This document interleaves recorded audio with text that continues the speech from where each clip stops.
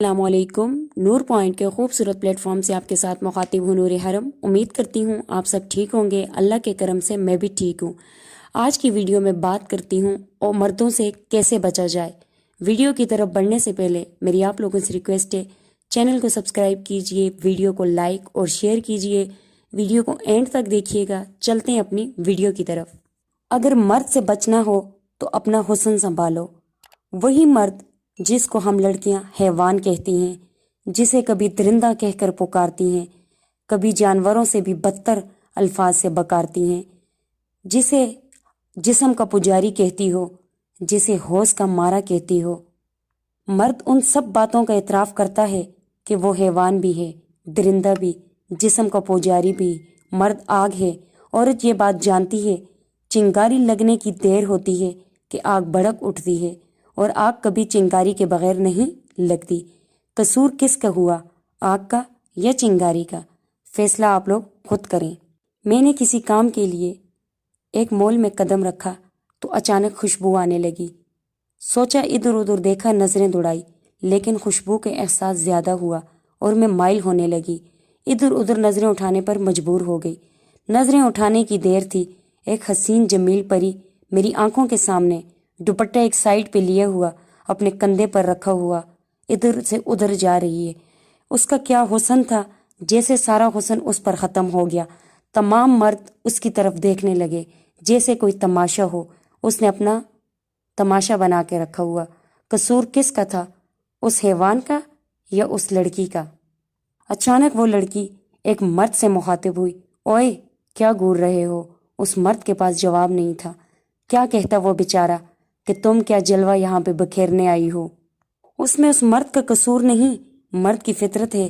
حسن کو دیکھے گا تو اس کا دل چاہے گا، لیکن ذرا پیچھے دیکھیں، اس کا کوئی ارادہ نہیں تھا۔ اس لڑکی نے اس خوشبوؤں سے چنگاری لگائی تھی۔ اس کے حسن اور نمائش نے مجبور کر دیا مردوں کو اپنی طرف مائل کرنے پر۔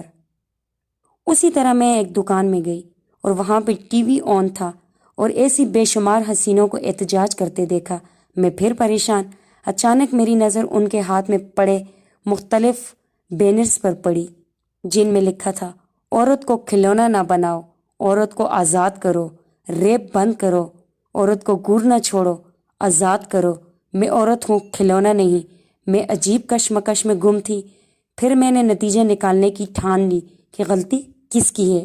پھر میں نے چند لڑکوں سے سوال کرنا شروع کر دیا، کیا تم نے کبھی اسلامی برقعے میں کسی عورت کو گورا، کسی کو گندی نظر سے دیکھا؟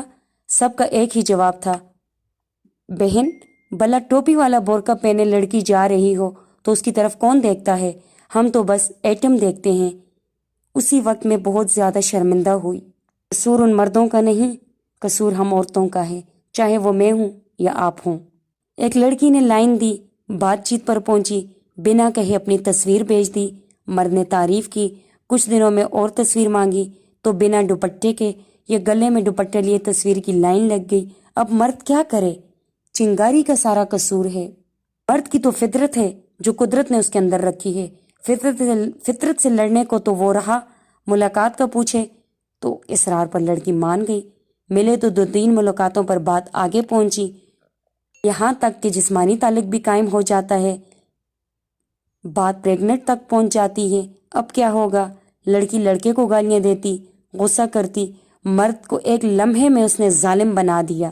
بولنے لگی، تمہاری وجہ سے مجھے یہ دن دیکھنا پڑا، تم نے میری عزت خراب کی، تم نے ٹائم پاس کیا، تم صرف میرا جسم چاہتے تھے، تم ہوس کے مارے ہو، تم نے میرے استعمال کیا، تم حیوان ہو، تم درندے ہو۔ وہی لڑکی ایک کونے میں کھڑی مظلوم بن گئی جس نے چنگاری لگائی تھی، اور وہ مرد حیوان بن گیا۔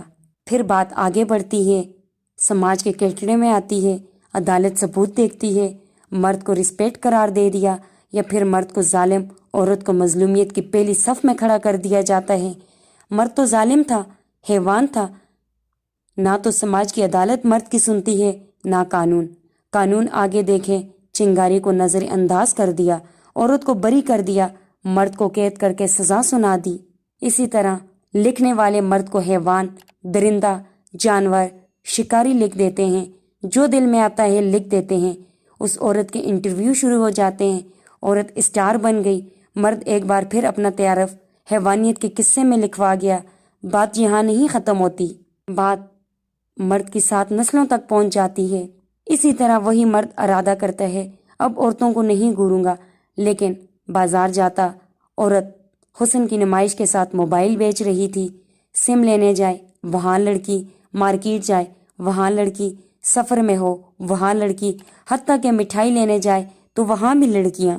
ارے مرد تو مرد ہے جس کو فطرت پہ ایسا بنایا گیا۔ لڑکیاں حسن دکھائیں گی تو وہ مر مٹے گا۔ جب حسن کے نشے میں آئے گا تو اس کا نشہ وہی بنے گی نا جو دستیاب ہوگی۔ سگریٹ اگر مارکیٹ میں نہیں ہوگا تو لڑکا کیسے پیے گا؟ حسن جب 7 پردوں میں ہوگا تو مرد اس کو کیسے گورے گا؟ آخر کب تک تم لڑکیاں شکار بنتی رہو گی، چلاتی رہو گی مرد حیوان ہے، جانور ہے؟ سنو، تمہارے چلانے سے مرد کو کوئی فرق پڑنے والا نہیں۔ تم حسن دکھاؤ گی، مرد تمہیں گورے گا۔ تم پھنساؤ گی، وہ پھنسے گا۔ بار بار شکار ہوگی، پھر لڑکیاں سڑکوں پر احتجاج کے لیے نکلو گی۔ پھر مردوں سے بچنا ہے، اپنا حسن سنبھالو، اپنا حسن چھپاؤ اس سے پہلے کہ اس کی شدائی اکٹھے ہو جائے۔ برقع پہنو، مگر اسلامی برقع۔ فیشن کی آڑ میں برقعے اور پردے کو بدنام مت کرو۔ تم برقعوں سے آنکھیں نکالو گی، تمہاری آنکھوں میں ڈوب کر مر جائے گا۔ تمہارے حصے حسن کا نصف تو تمہاری آنکھوں میں پوشیدہ ہے۔ آنکھیں یا چہرہ ننگا کرنے کے لیے کیوں فتویٰ کا سہارا لیتی ہو؟ تمہارا تنگ برقع تمہارے جذبات کو ابھارتا ہے، تمہارا باریک لباس مردانگی کو لشکارتا ہے۔ تم لاکھ احتجاج کر لو، تم سڑکوں پر آؤ، تم لاکھ قانون پاس کرواؤ، مرد مرد ہوتا ہے، کبھی باز نہیں آئے گا۔ تم چنگاری لگاؤ گی، آگ وہ بھڑکائے گا۔ اور ہاں، مجھ سے قسم لے لو، تم گھر سے آج سے باہر نکلو جیسے صاحبیات نکلا کرتی تھی۔ چادر اتنی لمبی کہ زمین پر گھسیٹ رہی، اور دیوار کے اتنے ساتھ چل رہی ہو کہ تمہاری چادر دیوار سے گھسٹ رہی ہو۔ خدا کی قسم، تمہیں کوئی مرد نہیں گورے گا، یہ میرا تم سے وعدہ ہے۔ اگر ہم لڑکیاں، میں، آپ اپنی نمائش خود کرواتی ہیں تو پھر مردوں کو کوئی قصور نہیں۔ ان کو تو ویسے بھی بدنام کیا ہوا ہے حیوان کے نام سے۔ میری آپ لوگوں سے التجا ہے، آپ لوگ پردے میں رہیں، مرد کبھی نہیں گورے گا۔ مرد کی گارنٹی میں دیتی ہوں۔ مرد اتنا بدنام نہیں جتنا عورتوں نے بنایا ہوا ہے۔ سو پلیز مرد کی عزت کریں، خود بھی اور دوسروں کو بھی کروائیں۔ یہ تھی میری آج کی ویڈیو۔ کسی کو بری لگی ہو، میں معافی کی طلبگار ہوں۔ نیکسٹ ویڈیو میں ملاقات ہوتی ہے۔ اللہ حافظ۔